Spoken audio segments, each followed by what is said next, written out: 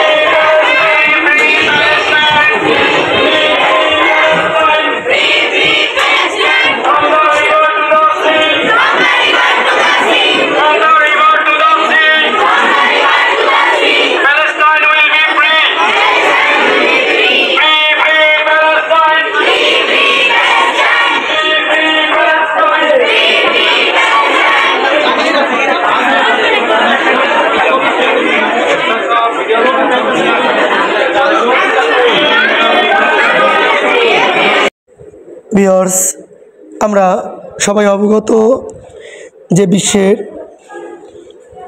ইসরায়েলের মতো একটি হিংস্র বর্বর রাষ্ট্র প্যালেস্টাইনের গাজা উপত্যকায় নিরীহ মুসলিম প্যালেস্টাইনিদের উপরে বর্বরতা হামলা চালাচ্ছে, অত্যাচার চালাচ্ছে, বোমাবর্ষণ করতেছে। এই অত্যাচার, ধ্বংসযজ্ঞ, এই যুদ্ধ থেকে বিরত থাকার জন্য সারা বিশ্বের ন্যায় বাংলাদেশের ঢাকার কবি নজরুল উচ্চ বিদ্যালয়ে ফ্রি প্যালেস্টাইন স্লোগানে মুখরিত শত শত কোমলমতি শিক্ষার্থীরা তারা মাঠে নেমেছেন। তারা মানববন্ধন করতেছেন ফ্রি প্যালেস্টাইন স্লোগানে মুখরিত ঢাকার জুরাইনের রাজপথ। দেখতে পাচ্ছি শত শত শিক্ষার্থীরা এই ফ্রি প্যালেস্টাইন মুখরিত ধ্বনিতে মুখরিত অত্র অঞ্চল। আমরা সবাই চাচ্ছি এই ইসরায়েলের বর্বরতা, নৃশংস হত্যাযজ্ঞ থেকে প্যালেস্টাইনকে মুক্ত করার জন্য জোর অনুরোধ জানাচ্ছি।